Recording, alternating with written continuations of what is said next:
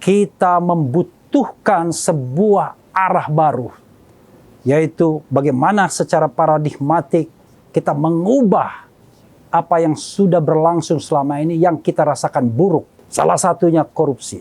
Saya mengatakan dalam berbagai kesempatan, belum ada pemimpin di Republik ini yang mampu memberantas korupsi. Entah karena tidak mampu, unable, atau tidak mau, unwilling.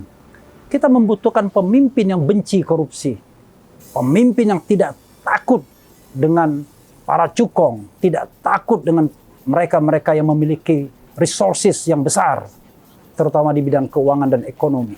Karena itulah saya berharap bahwa gelombang perubahan yang sekarang makin berhembus kencang, makin kencang, dan kemudian bisa meluluhlantakkan segala hal yang buruk di Republik ini.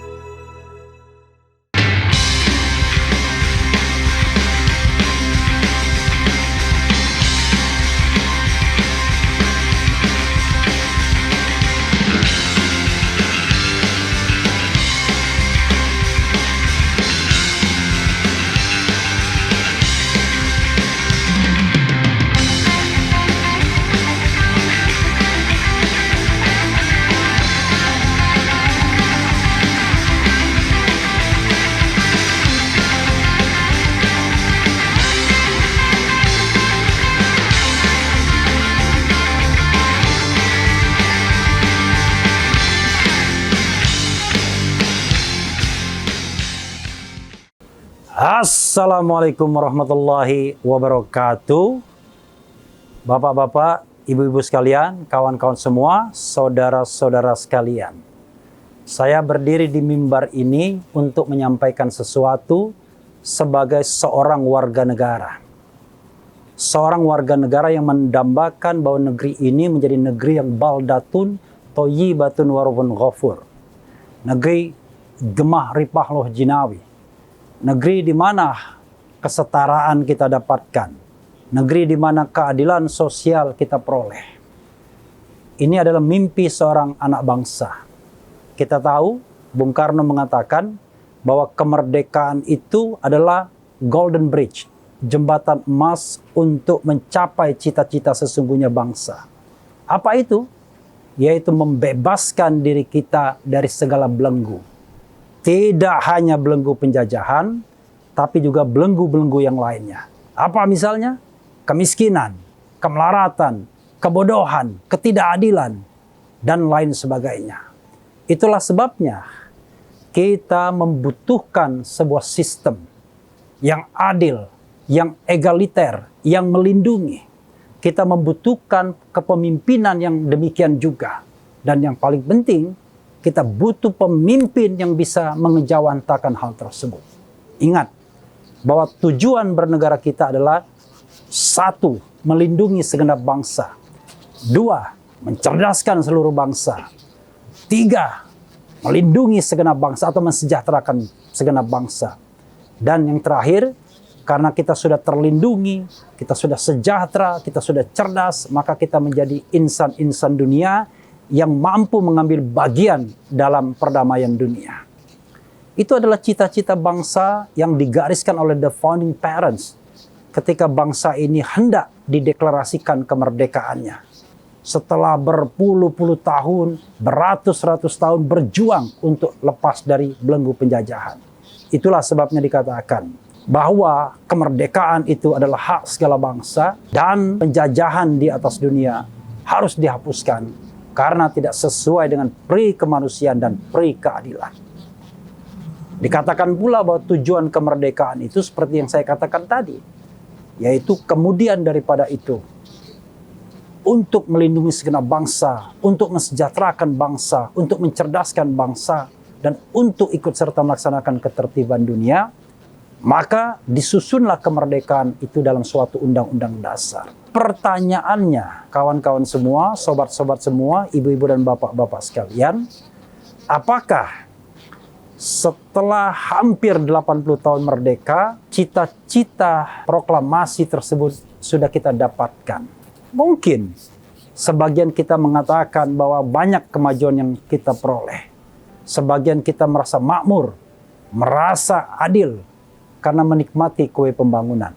Tapi kalau kita uji dengan yang menjadi komitmen kita, misalnya Pancasila pasal 5, keadilan sosial bagi seluruh rakyat Indonesia. Apakah kita sudah mencapainya? Kalau kita uji dengan pasal 33, bumi, air, dan kekayaan alam yang terkandung di dalamnya dikuasai oleh negara dan digunakan sebesar-besarnya untuk kemakmuran rakyat, apakah juga sudah terejawantahkan? Kalau jawabannya belum bagi sebagian besar rakyat Indonesia, maka disitulah problem kemerdekaan kita. Kita baru bicara satu sisi, kesejahteraan. Bagaimana kalau kita bicara tentang keadilan misalnya? Keadilan ekonomi, keadilan politik, dan keadilan hukum. Banyak persoalan. Keadilan politik sebagai contoh. Setelah hampir 80 tahun merdeka, apakah segenap anak bangsa bisa bermimpi yang sama secara egaliter untuk menjadi pemimpin bangsa ini? No. Presidensial threshold masih diterapkan. Hanya segelintir elit yang bisa maju dalam kandidasi, baik kepala daerah maupun kepala negara. Masih banyak ketentuan-ketentuan yang membatasi ruang gerak partisipasi masyarakat. Dan untuk mendapatkan pemilu yang adil pun susahnya minta ampun, padahal itu adalah hak semua warga negara. Kalau kita bicara tentang keadilan hukum misalnya, apakah hukum sudah ditegakkan selurus-lurusnya dan sebenar-benarnya? Apakah kalau kita berbicara seperti ini mengkritik pemerintahan misalnya, hukum tidak tajam ke bawah dan tumpul ke atas? Kalau jawabannya belum, maka cita-cita kemerdekaan untuk melindungi segenap bangsa belum terejawantahkan atau belum terrealisasikan. Kawan-kawan semua, bapak-bapak, ibu-ibu sekalian, kita membutuhkan sebuah arah baru, yaitu bagaimana secara paradigmatik kita mengubah apa yang sudah berlangsung selama ini yang kita rasakan buruk. Salah satunya korupsi. Saya mengatakan dalam berbagai kesempatan, belum ada pemimpin di Republik ini yang mampu memberantas korupsi. Entah karena tidak mampu, unable, atau tidak mau, unwilling. Kita membutuhkan pemimpin yang benci korupsi. Pemimpin yang tidak takut dengan para cukong, tidak takut dengan mereka-mereka yang memiliki resources yang besar, terutama di bidang keuangan dan ekonomi. Karena itulah saya berharap bahwa gelombang perubahan yang sekarang makin berhembus kencang, makin kencang, dan kemudian bisa meluluhlantakkan segala hal yang buruk di Republik ini. Kita, saya, semua kita menginginkan pemimpin yang benar-benar pemimpin. Yang benar-benar membawa bangsa ini menjadi bangsa yang besar. Tidak hanya sebagai jumlah, yaitu nomor 4 di dunia setelah China, India, dan Amerika Serikat. Tetapi betul-betul membawa bangsa ini menjadi bangsa yang besar di banyak bidang. Politik, ekonomi, sosial, budaya, dan lain sebagainya. Kita menginginkan menjadi bangsa yang luar biasa. Bangsa yang berprestasi. Bangsa di mana hati nurani dan pikiran kita bebas berkelana. Dan kita tidak takut direpresi oleh kekuasaan-kekuasaan yang zalim. Itulah sebabnya kita dukung terus gelombang perubahan ini. Insya Allah, kalau itu terwujud oleh seorang yang bernama Anies Baswedan, kita dukung yang bersangkutan. Kita menginginkan pemimpin yang punya komitmen, yang memupuk harta kekayaan. Bukan pemimpin yang kemudian memelihara kroni-kroninya untuk makmur, tetapi hanya di kelompok mereka semua.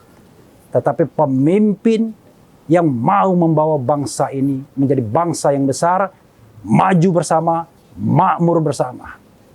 Kawan-kawan semua, sobat-sobat sekalian, itu saja pesan saya, dan jangan lupa, pada tanggal 14 Februari 2024, mudah-mudahan akan menjadi moment of the truth, menjadi momen tentang sebuah kebenaran, bahwa bangsa ini akan dibangun kembali dengan jalan yang benar, jalan sebagaimana sudah dikuatkan, sudah dituliskan oleh the founding parents kita. Jangan lupa, 14 Februari, moment of the truth. Momen tentang kebenaran, momen tentang perubahan. Wabillahi taufiq wal hidayah. Wassalamualaikum warahmatullahi wabarakatuh. Merdeka!